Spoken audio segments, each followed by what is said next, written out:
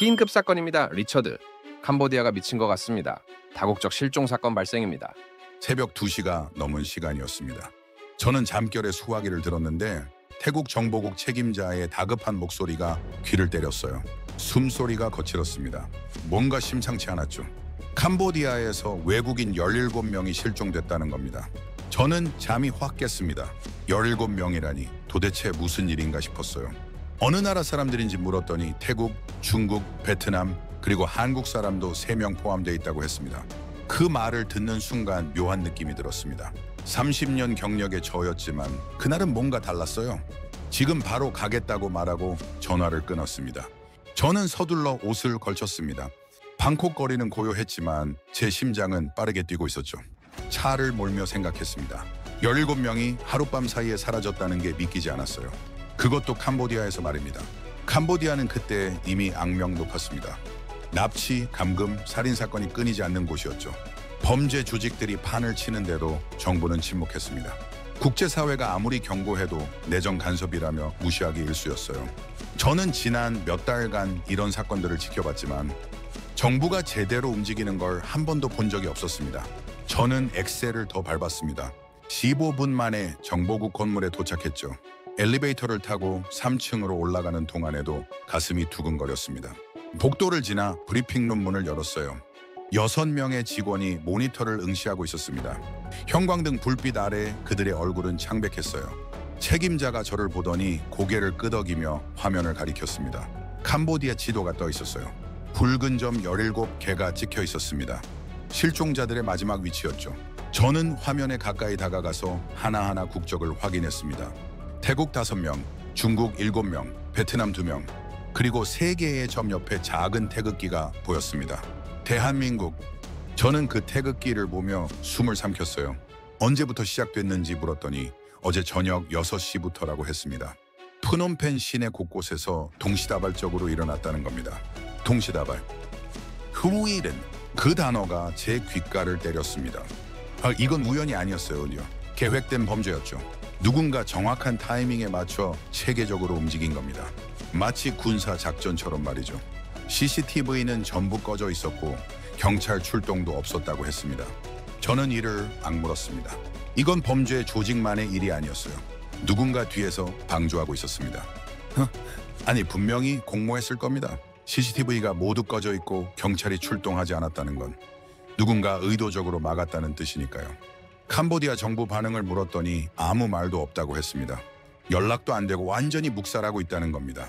저는 모니터를 보며 생각에 잠겼습니다. 17명 중 3명이 한국 사람이라는 게 자꾸 마음에 걸렸어요.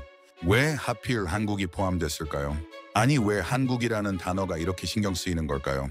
직원 한 명이 소리쳤습니다. 태국 뉴스 속보가 나온다는 겁니다. 모두가 TV 화면을 봤습니다. PPTV 뉴스였어요. 자막이 화면을 가득 채웠습니다. 스캄보디아, 또다시 침묵이라고 적혀 있었죠. 스캄보디아. Yes, sir. 이 단어는 캄보디아를 조롱하는 신조어였습니다. 사기를 뜻하는 스캠과 캄보디아를 합친 말이었죠. TV 뉴스에서 앵커의 목소리가 차갑게 흘러나왔습니다. 캄보디아에서 외국인 17명이 집단 실종됐으나 정부는 여전히 무대응이라고 했어요. 화면이 바뀌었습니다. 프놈펜 거리가 보였어요. 텅 빈 골목, 꺼진 가로등, 닫힌 가게들, 마치 유령 도시 같았습니다. 뉴스는 계속 이어졌습니다. 범죄 조직 배후에 훈센 총리 일가가 연루됐다는 의혹이 제기되고 있지만 캄보디아 정부는 이를 부인하고 있다고 했습니다. 저는 화면을 보며 주먹을 쥐었습니다. 30년간 분쟁 지역을 다녔습니다. 아프간, 시리아, 예멘까지 총성이 울리는 전쟁터도 많이 봤죠. 하지만 이건 달랐습니다. 총도 없고 폭탄도 없는데 사람이 사라지는 곳, 정부가 외면하는 지옥, 그게 바로 캄보디아였어요. 저는 다시 모니터 속 태극기를 봤습니다. 작지만 선명한 깃발이었죠. 그 순간 이상한 예감이 들었습니다. 이번엔 다를 거라고. 한국 사람이 포함된 이상 이 사건은 그냥 지나가지 않을 거라고요. 왜 그런 생각이 들었는지는 저도 모릅니다. 다만 직감이었죠. 30년 경력이 제게 속삭이고 있었습니다. 리처드, 이번엔 뭔가 다르다고 말입니다. 브리핑룸 안이 숨죽인 듯 조용했습니다. 모두가 화면만 바라보고 있었어요. 뉴스에선 계속해서 캄보디아의 무대응을 비판하고 있었습니다. 저는 모니터를 보며 중얼거렸습니다. 한국 그들이 가만히 있을까 하고 말이죠. 그 질문에 아무도 답하지 않았습니다. 하지만 저는 알고 있었어요. 곧 답을 알게 될 거라고 말입니다. 그리고 그 답은 제 예상보다 훨씬 빨리, 훨씬 강렬하게 왔습니다. 실은 그로부터 6시간 뒤였습니다. 저는 브리핑룸에서 밤을 샜습니다. 커피를 4잔째 마시고 있었죠. 모니터 속 붉은 점 17개는 여전히 그대로였습니다. 움직임이 없었어요. 실종자들의 흔적은 완전히 끊겼습니다. 태국 정보국 직원들은 교대로 자리를 지키고 있었습니다. 캄보디아 정부와 연락을 시도했지만 번번이 실패했죠. 전화는 받지 않았고 공식 채널도 막혀 있었습니다. 완전한 침묵이었어요. 저는 창밖을 봤습니다. 방콕의 아침 하늘이 밝아오고 있었습니다. 하지만 제 마음은 여전히 어두웠죠. 17명이 어디선가 생사를 알 수 없는 상황에 놓여 있다는 게 견딜 수 없었습니다. 책임자의 휴대폰이 울렸습니다. 그는 화면을 보더니 눈이 커졌어요. 급히 전화를 받았습니다. 전화 통화 시간은 짧았습니다. 1분도 차이 안 됐죠. 하지만 그가 전화를 끊었을 때 표정이 달라져 있었습니다. 한국에서 움직이기 시작했습니다. 책임자가 말했습니다. 저는 의자에서 벌떡 일어났어요. 한국이 움직인다는 게 무슨 뜻인지 물었습니다. 그는 컴퓨터를 켜더니 한국 뉴스 사이트를 띄웠습니다. 화면에 속보가 떠 있었습니다. 대한민국 정부가 캄보디아 실종 사건에 대해 긴급 대응에 나섰다는 내용이었죠. 외교부는 즉시 캄보디아 여행 금지령을 발동했습니다. 그리고 특별 대응팀을 현지에 급파한다고 발표했어요. 저는 화면을 보며 숨을 삼켰습니다. 여행 금지령과 특별 대응팀, 이 두 가지가 동시에 나왔다는 건 심상치 않은 일이었습니다. 한국 정부가 이 사건을 얼마나 심각하게 보고 있는지 알 수 있었죠.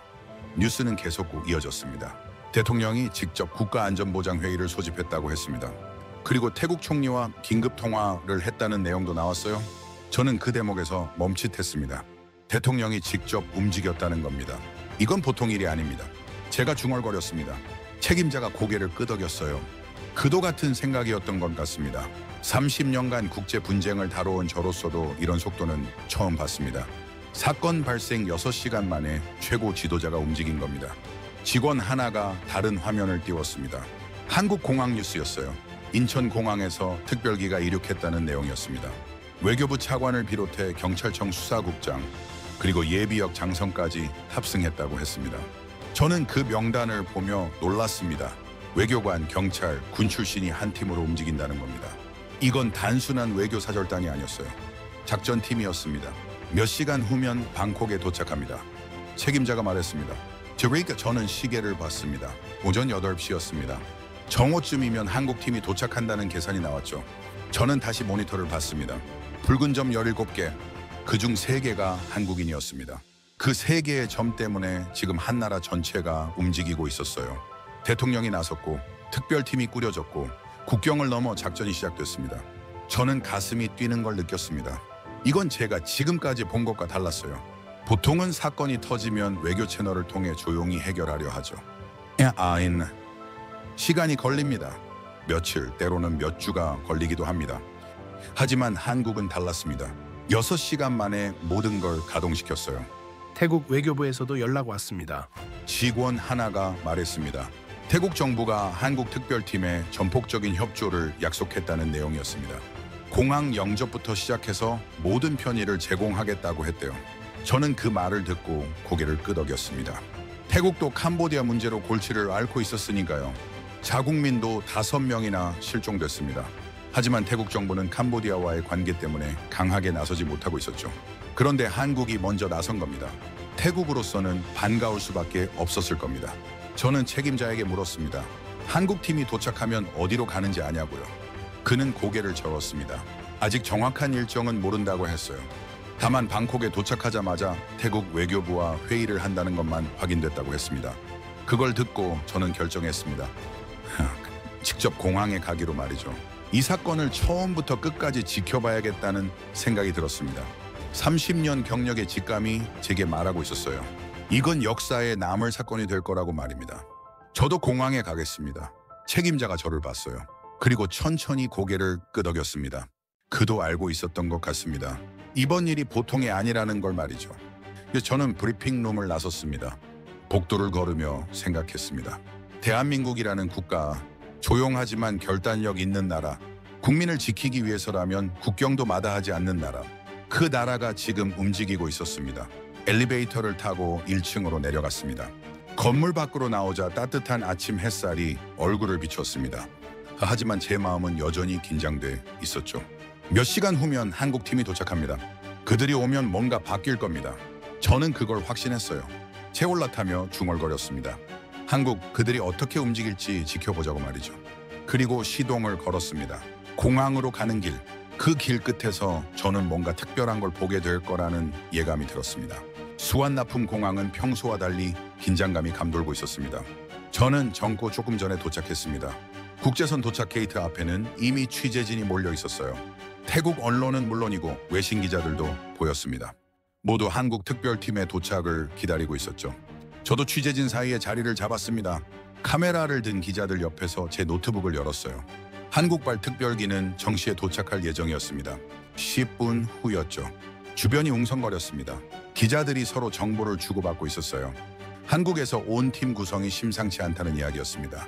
외교부 차관 김진아, 경찰청 국제범죄수사국장, 그리고 예비역 육군소장까지 포함됐다고 했습니다. 저는 그 명단을 들으며 고개를 끄덕였습니다. 이건 협상단이 아니었어요. 구출팀이었습니다. 외교로 포장했지만 실제로는 작전을 수행하러 온 겁니다. 저분들 표정 좀 보세요. 옆에 있던 태국 기자가 말했습니다. 태국 외교부 관계자들이 게이트 앞에 도열해 있었어요. 평소보다 훨씬 긴장한 모습이었습니다. 한국 팀을 맞이하는 게 얼마나 중요한 일인지 알고 있는 것 같았죠. 해는 시간이 흘렀습니다. 전고가 됐습니다. 전광판에 한국발 특별기 도착 표시가 떴어요. 취재진이 일제히 카메라를 들었습니다. 저도 자세를 고쳐 앉았습니다. 게이트 문이 열렸습니다. 첫 번째로 나온 사람은 김진아 외교부 차관이었습니다. 50대 중반으로 보이는 여성이었어요. 검은색 정장 차림이었습니다. 표정은 단호했습니다. 미소는 없었어요. 그저 앞만 보며 걸어왔습니다. 그 뒤로 경찰청 국장이 나왔습니다. 육중한 최고의 남성이었죠. 그의 눈빛은 날카로웠습니다. 마치 사냥감을 쫓는 맹수 같았어요. 세레이나 그리고 예비역 소장이 나왔습니다. 60대 초반으로 보였습니다. 군인 특유의 꼿꼿한 자세였어요. 민간인 옷을 입고 있었지만 군인이라는 게 한눈에 보였습니다. 저는 그들을 보는 순간 숨이 멎는 것 같았습니다. 이건 외교 사절단의 모습이 아니었어요. 전쟁터로 가는 군인들의 모습이었습니다. 결연함이 얼굴에 새겨져 있었죠. 취재진이 일제히 셔터를 눌렀습니다. 플래시가 터졌어요. 하지만 한국팀은 아무도 뒤돌아보지 않았습니다. 그저 앞만 보며 걸었습니다. 태국 외교부 관계자들이 맞이했지만 악수도 짧았습니다. 티는 난 인사말도 간단했어요. 시간이 없습니다. 바로 회의실로 가시죠. 김진아 차관이 말했습니다. 목소리는 차분했지만 단호했습니다. 태국 관계자들이 고개를 끄덕이며 앞장섰어요. 겸해다니 한국팀이 그 뒤를 따랐습니다. 저는 그들의 뒷모습을 보며 생각했습니다.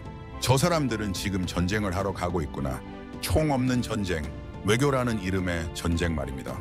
취재진이 흩어지기 시작했습니다. 하지만 저는 그 자리에 남았어요. 뭔가 더 봐야 할 것 같았습니다.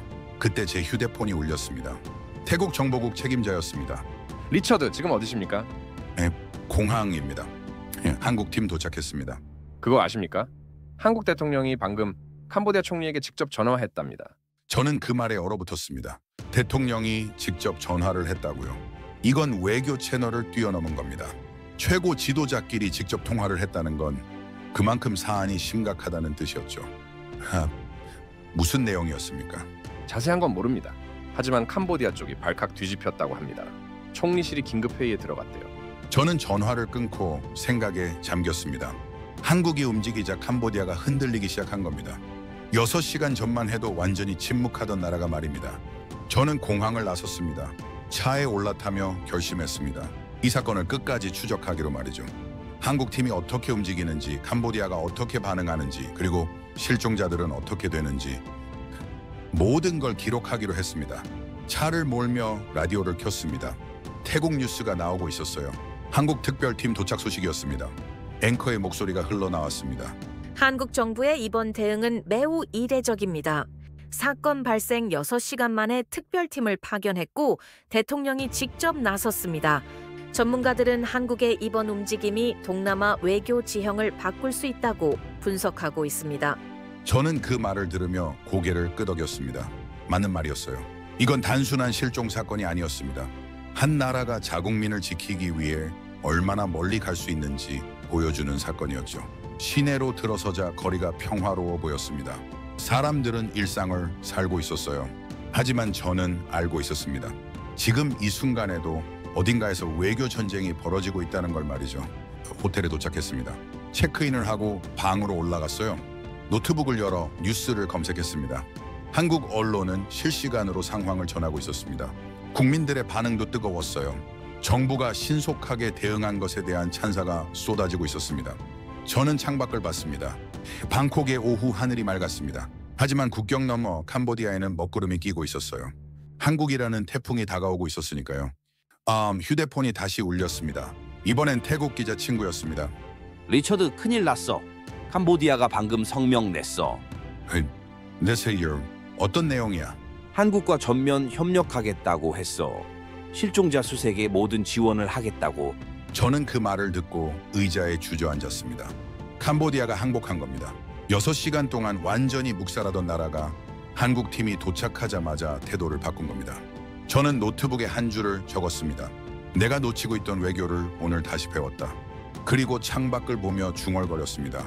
한국 당신들은 도대체 어떤 나라냐고 말이죠. 6시간 만에 한 나라를 움직이게 만들다니 말입니다.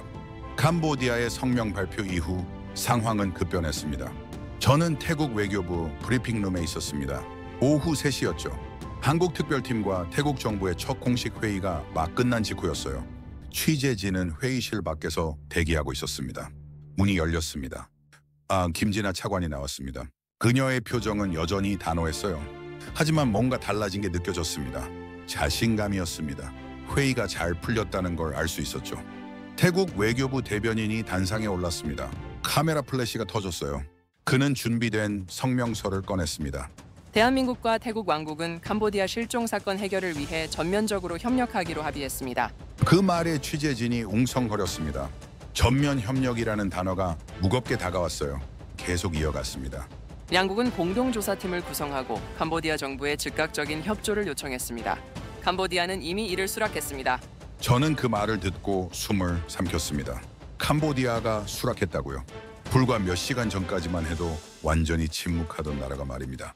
한국의 압박이 얼마나 강력했는지 짐작할 수 있었습니다. 질의응답 시간이 시작됐습니다. 첫 질문은 태국 PPTV 기자였습니다. 한국 정부의 대응 속도가 매우 빠릅니다. 어떻게 이렇게 신속하게 움직일 수 있었습니까? 김진아 차관이 마이크 앞에 섰습니다. 그녀의 목소리는 차분했지만 힘이 있었어요. 우리 정부는 국민의 생명을 최우선으로 생각합니다. 단 한 명의 국민도 포기하지 않습니다. 그것이 우리의 원칙입니다. 그 말에 취재진이 조용해졌습니다. 저도 그 말의 무게를 느꼈어요. 단 한 명도 포기하지 않는다. 그게 한국 정부의 원칙이라는 겁니다. 다음 질문이 이어졌습니다. 로이터 통신 기자였습니다. 캄보디아 정부가 태도를 바꾼 이유가 무엇이라고 보십니까? 김진아 차관이 잠시 멈칫했습니다. 그리고 천천히 대답했습니다. 우리는 외교적 채널을 통해 강력하게 요청했습니다. 국제사회도 함께 목소리를 냈습니다. 또 캄보디아 정부가 현명한 결정을 내렸다고 생각합니다.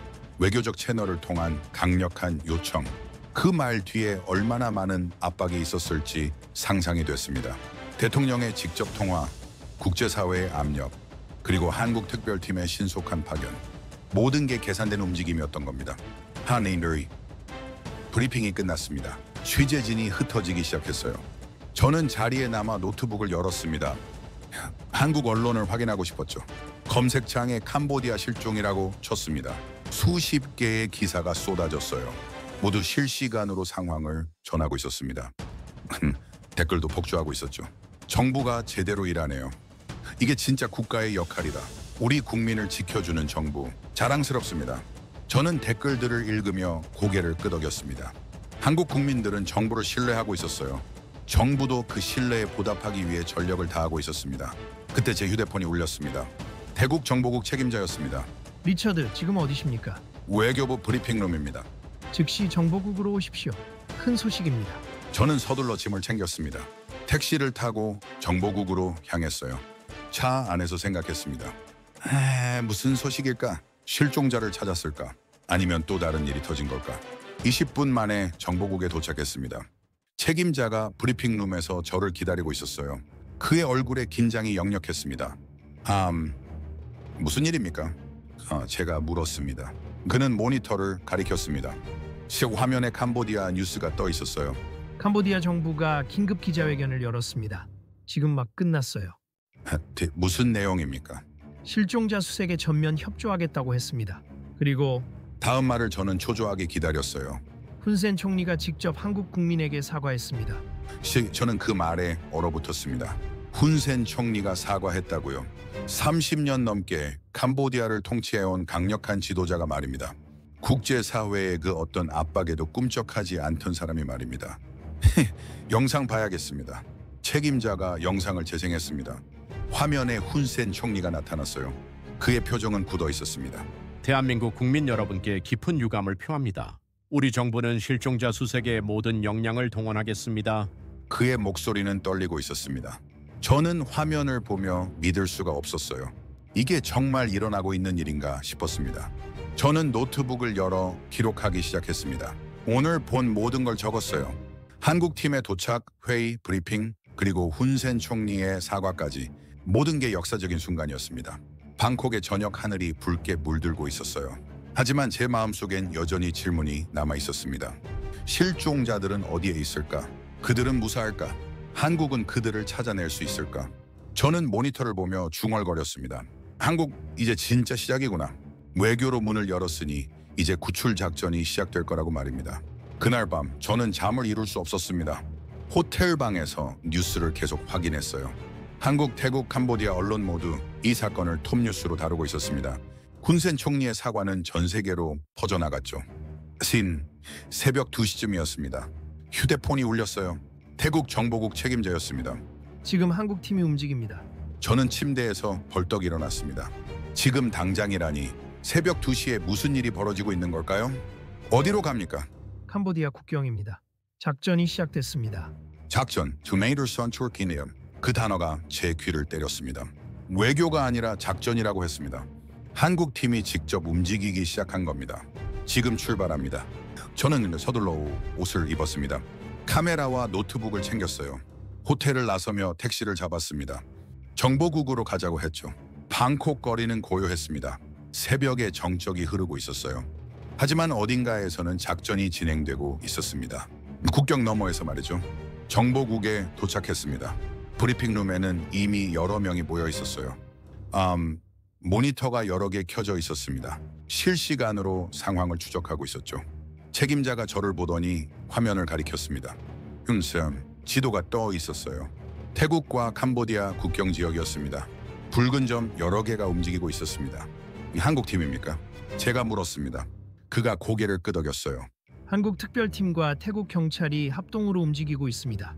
캄보디아 측도 협조하고 있고요. 저는 화면을 보며 숨을 죽였습니다. 붉은 점들이 천천히 캄보디아 쪽으로 이동하고 있었어요.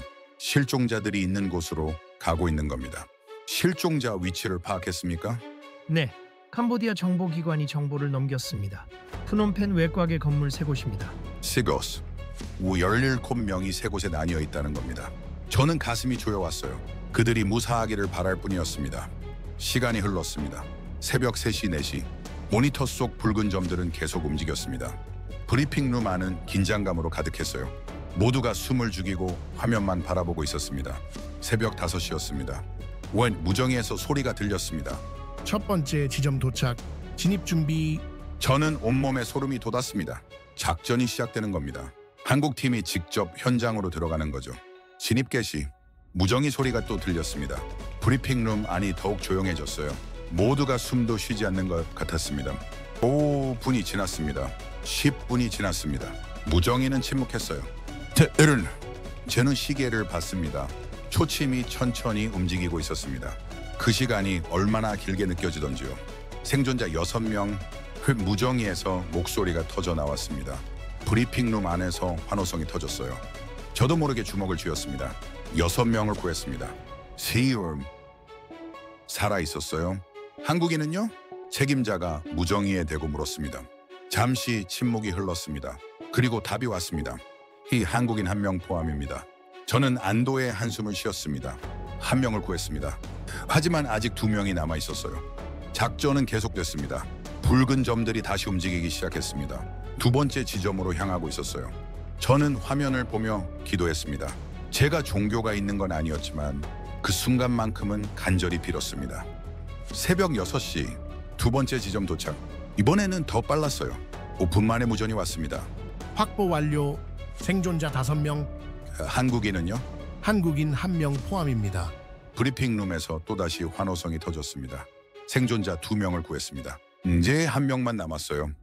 소맨 마지막 1명. 세 번째 지점으로 향하는 붉은 점들. 저는 화면을 보며 손에 땀을 쥐었습니다. 제 심장이 빠르게 뛰고 있었어요.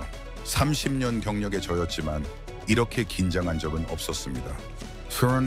새벽 7시 세 번째 지점 도착. 하지만 이번엔 달랐습니다. 머정이에서 긴박한 목소리가 들렸어요. 저항이 있습니다. 범죄 조직 인원 확인. 저는 숨이 멎는 것 같았습니다. 범죄 조직이 저항하고 있다는 겁니다. 이건 위험한 상황이었어요. 10분이 지났습니다. 무정이는 여전히 침묵했습니다. 브리핑룸 안의 긴장감이 극에 달했어요. 모두가 화면만 바라보고 있었습니다. 확보 완료. 무정이에서 목소리가 들렸습니다.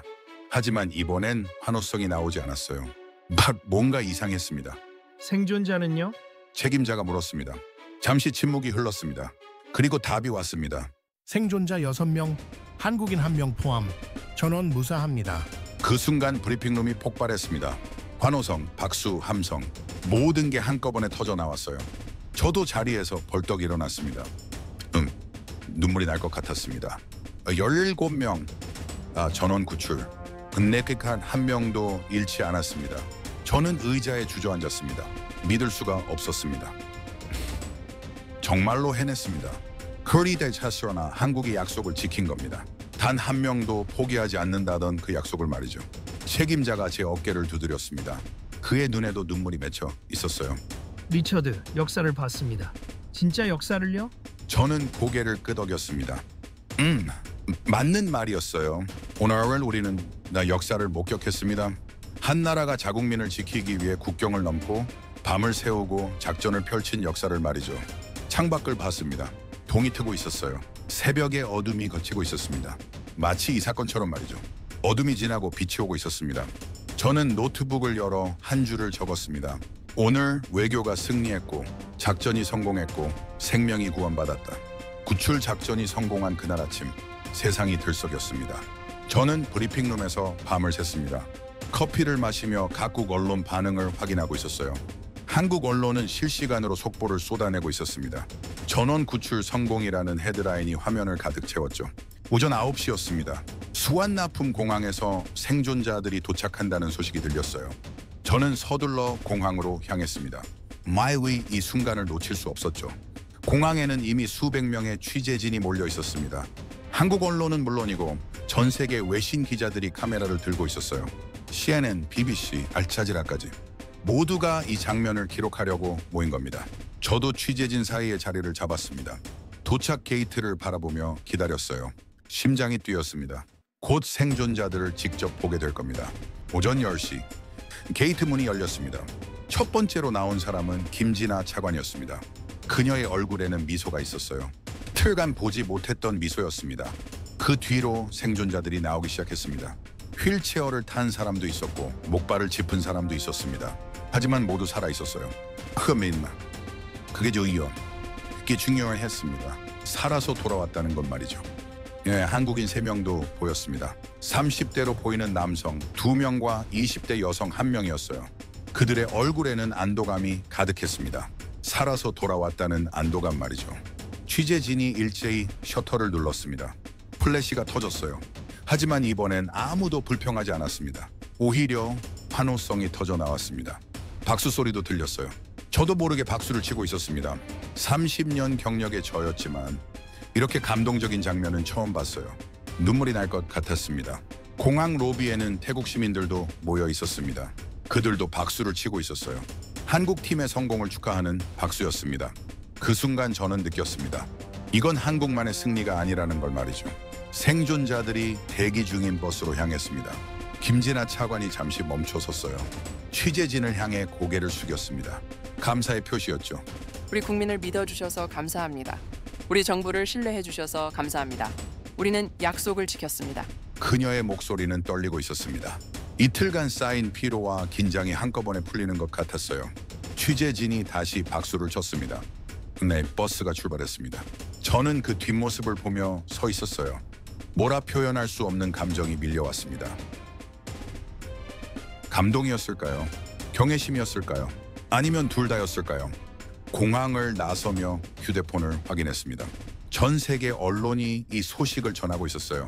CNN은 한국의 구출 작전을 메인 뉴스로 다뤘습니다. BBC는 외교와 작전의 완벽한 조합이라고 평가했어요. 태국 언론은 더 뜨거웠습니다. PPTV는 특집 방송을 편성했어요. 한국의 신속한 대응과 성공적인 구출 작전을 집중 조명했습니다. 앵커의 목소리가 감동으로 떨리고 있었죠. 한국은 우리에게 보여줬습니다. 국민을 지키는 정부가 어떤 것인지 말입니다. 저는 그 말을 듣고 고개를 끄덕였습니다. 맞는 말이었어요. 한국은 보여줬습니다. TSA 말이 아니라 행동으로 말이죠. 이 호텔로 돌아왔습니다.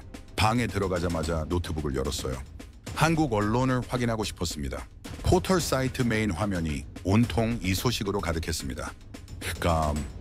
댓글을 읽어봤습니다. 수만 개의 댓글이 달려 있었어요. 모두가 정부에 감사를 표하고 있었습니다. 자랑스럽다는 말이 넘쳐났죠. 이게 진짜 국가다.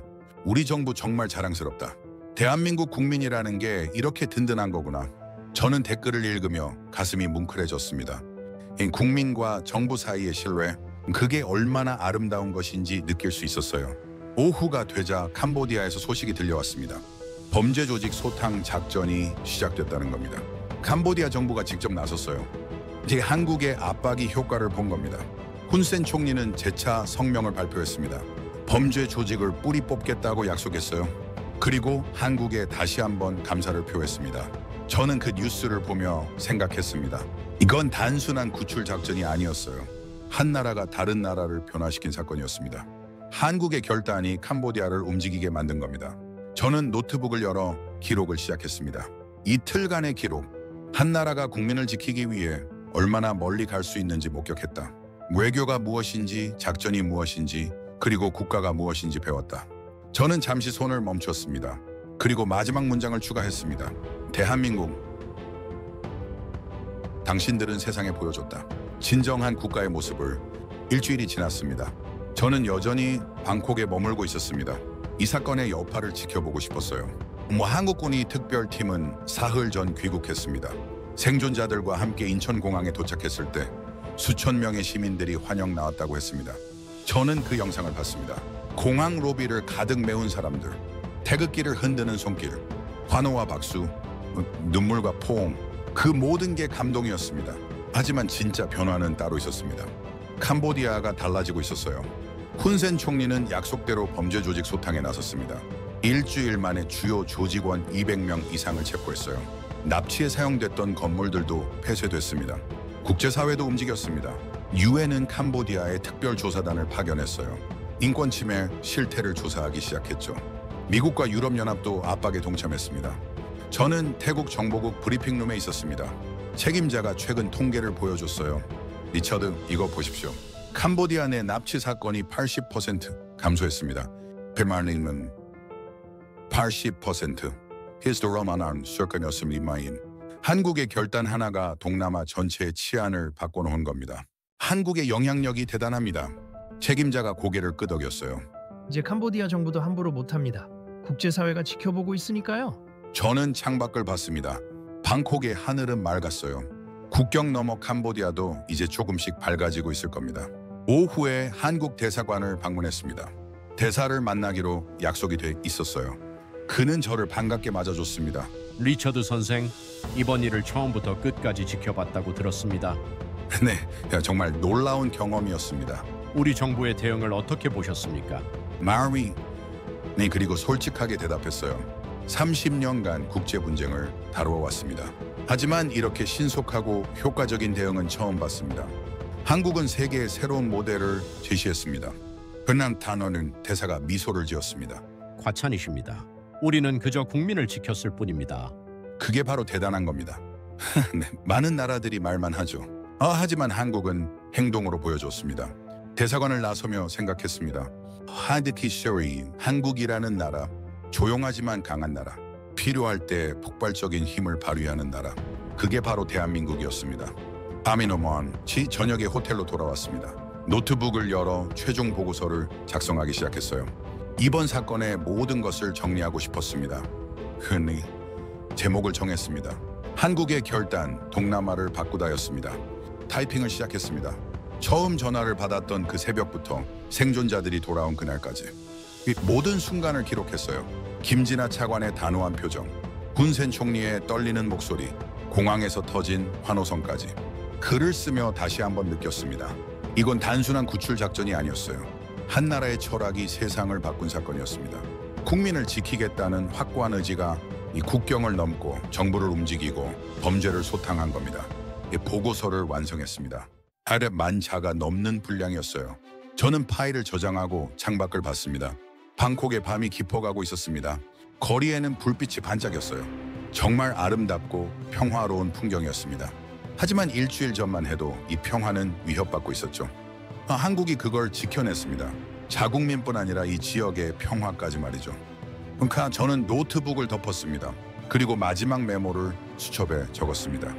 대한민국, 당신들은 증명했다.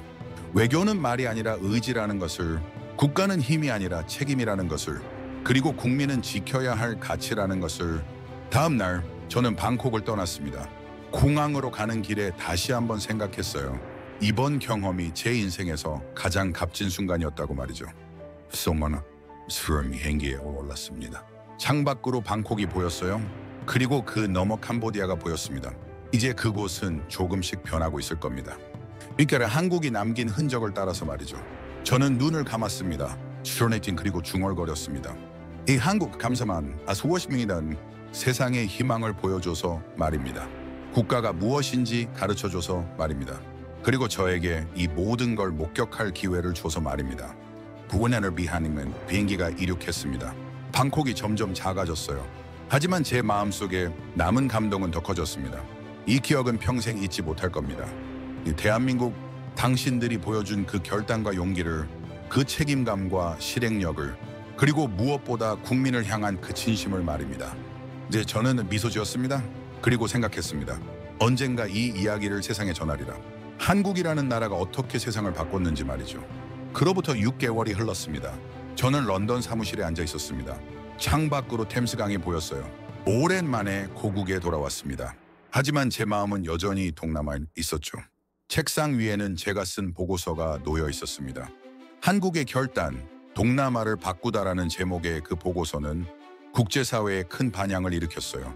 여러 외교 저널에 실렸고 대학교에서 교재로 사용되기도 했습니다. 하지만 진짜 변화는 현장에서 일어나고 있었습니다.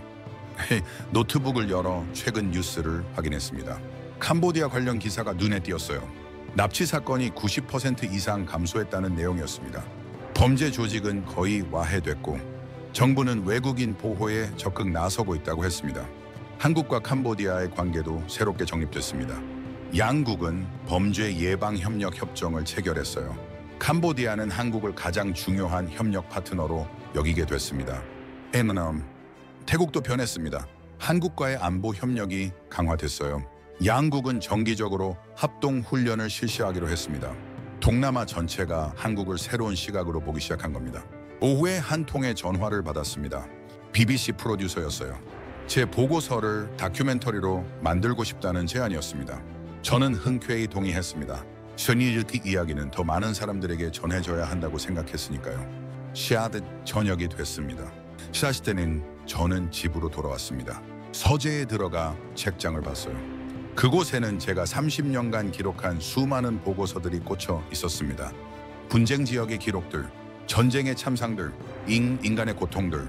하지만 그 중에서도 한국에 관한 그 보고서만큼 희망적인 것은 없었습니다. 그건 단순한 기록이 아니었어요. 한 나라가 어떻게 세상을 더 나은 곳으로 만들 수 있는지 보여준 증거였습니다. 저는 의자에 앉아 회상했습니다. 그 새벽 전화벨 소리부터 한국팀의 도착, 훈센 총리의 사과, 그리고 생존자들의 귀환까지 모든 순간이 선명했습니다. 저는 노트를 꺼내 마지막 문장을 적었습니다. 세상에는 두 종류의 국가가 있다. 이 말하는 국가와 행동하는 국가. 한국은 후자였다. 그리고 그 행동은 세상을 바꿨다. 창밖을 봤습니다. 런던의 밤하늘에 별이 빛나고 있었어요.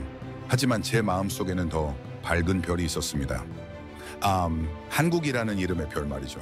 그날 이후 저는 확신하게 됐습니다. 세상은 변할 수 있다고. 한 나라의 결단이 역사를 바꿀 수 있다고.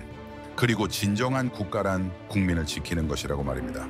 6개월 전 그 새벽 저는 단순한 실종 사건을 취재하러 갔습니다.